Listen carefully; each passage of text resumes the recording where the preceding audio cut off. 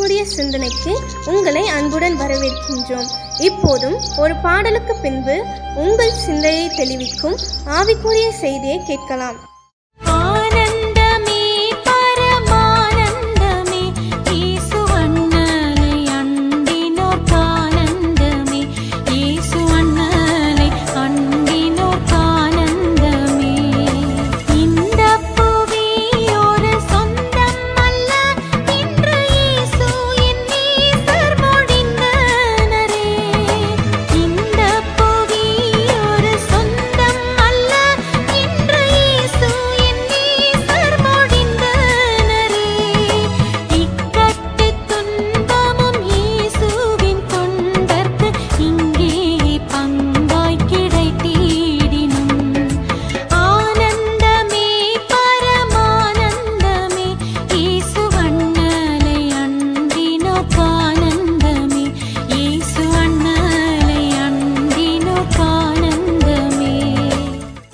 ஆண்டவர் இரட்சகருமாக இயேசுவின் இனிதான நாமத்தினால் உங்களை வாழ்த்துகிறேன். இந்த நாள் நம்முடைய ஆவிக்குரிய சிந்தனைக்காக 1 கொரிந்தியர் 1ஆம் அதிகாரம் 18ஆம் வசனத்தை நான் வாசிக்கிறேன். சிலுவை பற்றிய உபதேசம் கெட்டு போகிறவர்களுக்கு பைத்தியமாயிருக்கிறது, ரட்சிக்கப்படுகிற நமக்கோ அது தேவ பலனா இருக்கிறது.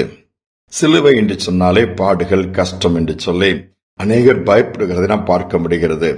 சிலுவை தண்டனை கொடுக்கிற ஒன்றாகத்தான் ஒரு காலத்தில் இருந்தது, உண்மைதான். ஆனால் எப்பொழுது அந்த இயேசு தன்னை சிலுவையில் மரிப்பதற்கு ஒப்புக் கொடுத்தாரோ அதற்கு பிறகு அதற்கு மேன்மை வந்து விட்டது என்றே சொல்லலாம். ஏனென்றால் சிலுவையின் மரணத்தின் மூலமாகத்தான் பிசாசின் கிரியைகளை இயேசுவானவர் அழித்தார். வேதம் அதைத்தான் சொல்லுகிறது. சிலுவை பாடுகளை குறித்து பேசும் பொழுதெல்லாம் சீஷர்கள் கூட அது பிடிக்கவில்லை. இயேசு பூமியில் இந்த நாட்களிலே அற்புதங்களை செய்கிறார், அதிசயங்களை செய்கிறார், மகத்தான காரியங்களை செய்யும் பொழுது திரளான கூட்டங்கள் பின்பற்றி வருகிறது. இவர் ராஜாவாக இருப்பார், ஆளுகை செய்வார், நாமும் அதிலே மந்திரிகளாக இருக்கலாம் என்றுதான் சீஷர்கள் நம்பி பின்பற்றினார்கள். குறித்த நாட்கள் வரும்பொழுது இயேசு தான் படப்போகிற பாடுகள், சிலுவை சுமந்து சென்று சிலுவையில் என்னை அறைவார்கள் என்ற அந்த காரியத்தை குறித்து பேசும் பொழுது பேதுருக்கு அதை பிடிக்கவில்லை. இயேசுவை கடிந்து கொள்ளுகிற அளவுக்கு இதை பற்றியெல்லாம் பேசக்கூடாது என்று சொல்லுகிறார். ஆனால் இயேசு என்ன சொன்னார்? நிறுத்தினாரா? இல்லை. அதுதான் எனக்காக நியமிக்கப்பட்ட கல்வாரி பாதை, நியமிக்கப்பட்ட ஒன்று என்று சொல்லி இயேசு அதிலே அந்த தீர்மானத்திலே உறுதியாக இருந்து அதை நிறைவேற்றினதை நீங்கள் பார்க்க முடியும். யோசித்து பாருங்கள், இன்னைக்கு நம்முடைய வாழ்க்கை எப்படி இருக்கிறது. இயேசுவை பின்பற்ற வேண்டும் என்று சொன்னாலும் வேதம் தெளிவாக அதைத்தான் சொல்கிறது. தன்னை தான் வெறுத்து தன் சிலுவை எடுத்துக்கொண்டு அனுதினம் என்னை பின்பற்ற கடவன் சொல்லுகிறார். ஊழியம் செய்கிறவர்கள் அல்லது இயேசுவை பின்பற்றுகிறவர்களுக்கு இயேசு வைத்திருக்கிற பாதை கடினமான பாதை தான். அதுல பாடுகள் உண்டு, வேதனைகள் உண்டு, கரடு முரடான பள்ளங்களும் மேடுகளும் நிறைந்த பாதைகளாகவும் அது இருக்கும். அதைத்தான் தாண்டி போக வேண்டும். ஆனால் அதை தாண்டி அதிலேதான் இருக்க வேண்டும் என்று ஆண்டவர் சொல்லவில்லை. அதை தாண்டி போகும் பொழுது நமக்காக பரம காணனை கர்த்தர் வைத்திருக்கிறார். அதிலே பரமானந்தம், சந்தோஷம், எல்லா நிறைவும் பெற்றுக் கொள்ளக்கூடிய பாக்கியத்தை அங்குதான் வைத்திருக்கிறார். இந்த சிலுவைக்கு பின்பு மேன்மையான ஆசீர்வாதங்கள், மேன்மையான அனுபவங்கள், உயிர்த்தெழுந்த வல்லமைகள், இன்னும் ஏராளமான காரியங்கள் இருக்கிறது. அது நமக்கு ஒருவேளை இன்று மறைக்கப்பட்டிருக்கலாம். ஆனால் அவைகள் உண்மை என்பதை நாம் மறந்துவிடக் கூடாது. எந்த சூழலில் ஆண்டவரை மறுதலிக்காமல் சிலுவையை சுமப்போம், தொடர்ந்து இயேசுவை பின்பற்றுவோம். நிச்சயமாகவே அதற்கு பின்பாக இருக்கிற மேன்மையான ஆசீர்வாதங்களை சுதந்திரிக்க முடியும். ஒரு வயதான தாய் வீட்டிலே படுத்திருக்கிறார்கள். அவளுக்கு 4 பிள்ளைகள். 4 பிள்ளைகளும் திருமணமாகி வசதியாக ஆங்காங்கே செட்டில் ஆகிவிட்டார்கள். இந்த விதவை தாயை பார்க்க யாரும் வருவதில்லை, பேசுவதில்லை, கவனிப்பதில்லை. இந்த தாயோ வேதனையோடு வீட்டிலே படுத்திருக்கிறார்கள். பக்கத்து வீட்டில் உள்ள ஒரு பெண் உதவி செய்வார். தாய் படுத்திருக்கும் பொழுதெல்லாம் அது பக்கத்தில் ஒரு சிலுவை மாட்டப்பட்டிருந்த மர சிலுவை. அதை பார்த்து கொண்டு அதிலே ஆண்டவர் இப்படிப்பட்ட ஒரு சிலுவையில தலை தொங்கி பாடுகளை அனுபவித்தார் சொல்லி தன்னை தேற்றிக் கொள்வார்களாம். அந்த சிலுவை தான் அந்த தாய்க்கு ஆறுதலாக இருந்திருக்கிறது. நோய்வாய்ப்படுகிறார்கள், மரணத்தையும் சந்திக்கிறார்கள். பிள்ளைகள் எல்லாம் அடக்கம் பண்ணி சொத்துக்கள் எல்லாம் பிரித்து விட்டார்கள், பொருட்கள் எல்லாம் எடுத்து விட்டார்கள். எடுத்து வேகமாய் எல்லாவற்றையும் செட்டில் பண்ணி அந்த இடத்தை காலி பண்ணிட்டு போகும் பொழுது இந்த அருகில் இருந்த வீட்டில் இருந்த பெண் தாய்க்கு உதவி செய்தார்களே, ஏதாவது கொடுப்பாங்கன்னு நினைச்சு பக்கத்துல உள்ளவங்களா எதிர்பார்த்தாங்க. ஆனா ஒன்னும் கொடுக்கல.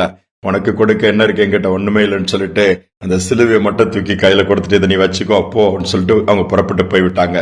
இந்த பெண்ணும் ஏதாவது கிடைக்கும் என்று சொல்லி உதவி செய்யவில்லை. ஆண்டவருக்கு பயந்த பெண்ணா இருந்தபடியினால் சரி பக்கத்து வீட்டுக்கார அந்த வயதானம்மா கஷ்டப்படுகிறார்களே, தன்னால் இயன்ற உதவியை செய்வோம் என்று தான் செய்திருக்கிறார்கள். கடைசியில் அந்த சிலுவை எடுத்துக்கொண்டு வீட்டில் வச்சுட்டு மற்ற வேலையை பார்த்து ஒரு நாள் அந்த சிலுவை புரட்டி பார்த்தாங்க. இந்த சிலுவை என்ன இது கொடுத்திருக்க, இது எப்படின்னு சொல்லி என்ன பண்ணலாம் தொங்க விடலாமா என்ன பண்ணலாம்னு பார்க்கும்போது அது ஒரு பாக்ஸ் டைப் மாதிரி அதுல இருந்துச்சு.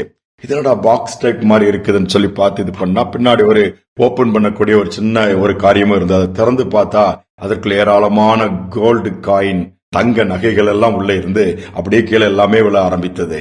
இந்த பெண்ணுக்கு ஒண்ணுமே புரியவில்லை. ஆச்சரியமாக இருந்தது. இந்த சிலுவைக்குள்ள அத்தனையும் அந்த தாய் வைத்து விட்டு தான் மறித்திருக்கிறார்கள். பாருங்கள், அந்த சிலுவையை அந்த பிள்ளைகள் அற்பமா எண்ணி தூக்கி போட்டார்கள். ஆனா அந்த பெண்ணு நீ வச்சுக்கோன்னு தூக்கி போட்டு போனாங்க. அதற்குள்ளே அவ்வளவு ஆசீர்வாதங்களை அந்த வயதான தாய் வைத்து விட்டு போயிருக்கிறார்கள். இந்த பெண்ணுக்கும் அது நிமித்தமாக நன்மை உண்டானது. யோசித்து பாருங்கள், நம்முடைய வாழ்க்கையிலும் கூட அதுதான். பாடுகளுக்கு பின்பு பெரிதான ஒரு பாக்கியத்தை கர்த்தர் வைத்திருக்கிறார். நன்மை செய்வதனாலே நமக்கு மேன்மைதான் உண்டு. சோர்ந்து போக வேண்டாம். தீமையை ஒருபோதும் கர்த்தர் தொடர்ந்து நம்முடைய வாழ்க்கையில அனுமதிக்கவே மாட்டார். அதிலிருந்து எல்லாம் தப்பக்கூடிய வழியும் கொடுப்பார். அதனால தாழ்த்தி ஒப்பு கொடுத்து பாடுகளின் பாதையில கடந்து போனாலும் பலன் தாரும் ஆண்டவரேன்னு சொல்லி கேட்போம். பலன் கொடுப்பார். பெரிதான ஆசீர்வாதத்தை பற்றி கொள்ளக்கூடிய வழியும் செய்வார். ஜெபிப்போம். அன்பின் தகப்பனே, எங்கள் முன்பாக நல்ல ஒரு பாதையை ஏற்படுத்தி வைத்திருக்கிறீரப்பா. நீர் சென்ற பாதை தான் எங்களுடைய பாதை.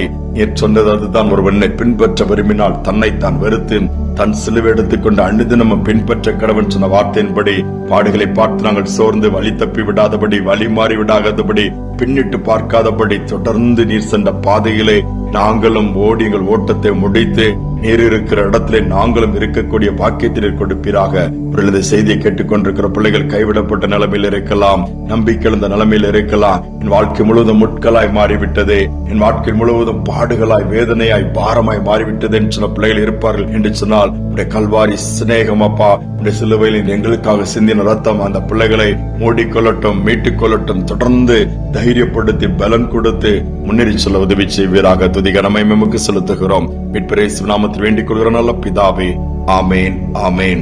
சிலுவை குறித்த உபதேசம் நமக்கு தேவனுடைய பலனா இருக்கிறது வேதம் சொல்லுகிறது.